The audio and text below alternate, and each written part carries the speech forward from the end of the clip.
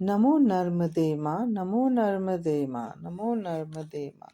नर्मदा जी की कथा एक जन्म नहीं, दो जन्म नहीं, करोड़ों जन्मों के पुण्य कर्म से, उनके उदय होने से भगवान की कृपा होती है, तब ये पावन कथा हमें सुनने को मिलती है।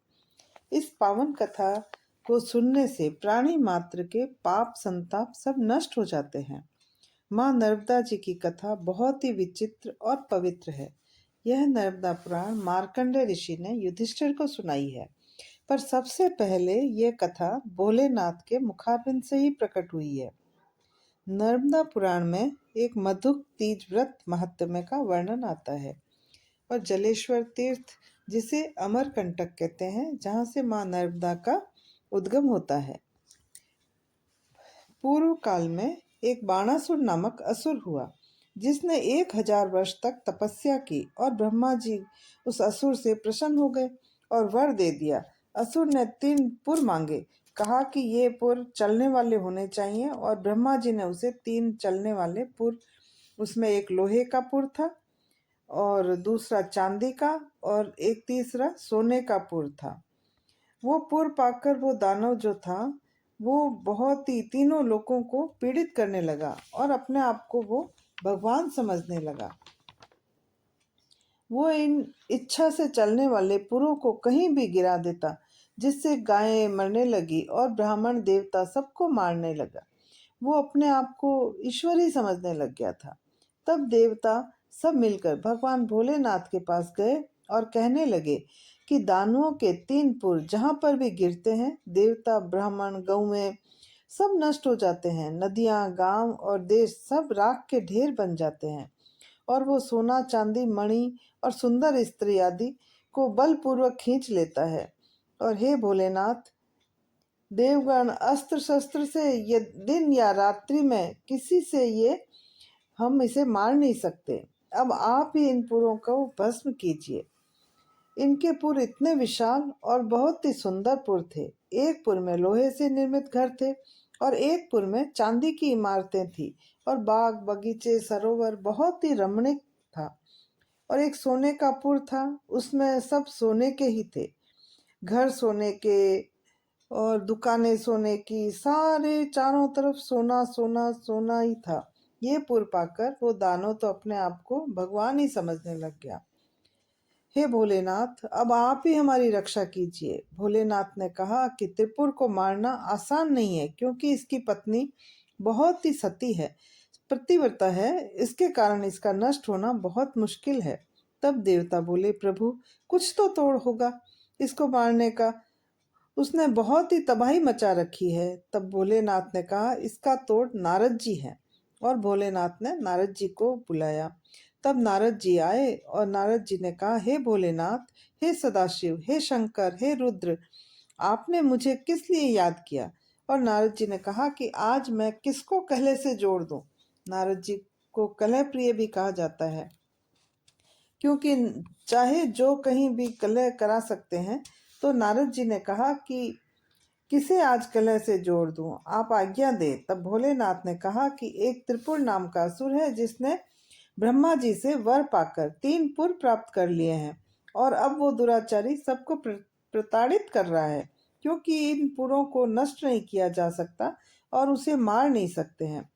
तो वो नारद जी ने कहा कि हे प्रभु, तो इस 100 योजन वाले विशाल पुर में मैं क्या कर सकता हूँ? तब भोलेनाथ ने कहा कि इस त्रिपुर की पत्नी बहुत ही पतिव्रता स्त्री है, इसलिए उसे नष्ट करना बहुत मुश्किल है। तो आप जाकर उसकी पत्नी को सत्संग में लगा दो। तो नारद जी अपनी वीणा देवदत्त को लेकर श्रीमन नारायण का गान करते हुए चल पड़े, और नारद जी बाणासुर के महल में पहुंच गए, जो कि बहुत ही सुंदर था, एकदम इंद्र के भवन की तरह। वहां बाणासुर की पत्नी मिली, तो उसने नारद जी को पूछा कि हे नारद जी, आप यहाँ कैसे आए? आपको हमारा नमन है। तब नारद जी ने कहा कि हे देवी, मैं यहाँ आपको सत्संग कराने आया हूँ, मैं आपको मधुक व्रत विधान बताने आया हूँ।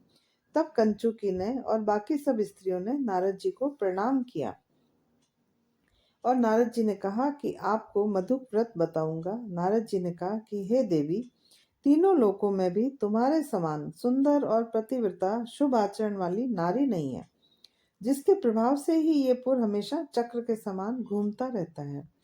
रानी ने नारद जी से कहा कि हे नारद जी, आप हमें यह बताएं कि मृत्यु लोक में देवता किस व्रत से प्रसन्न होते हैं, कौन सा दान उत्तम है, किसका फल सर्वोत्तम होता है और कौन सा उपवास करने से पुण्यशील स्त्रियां स्वर्ग को जाती हैं।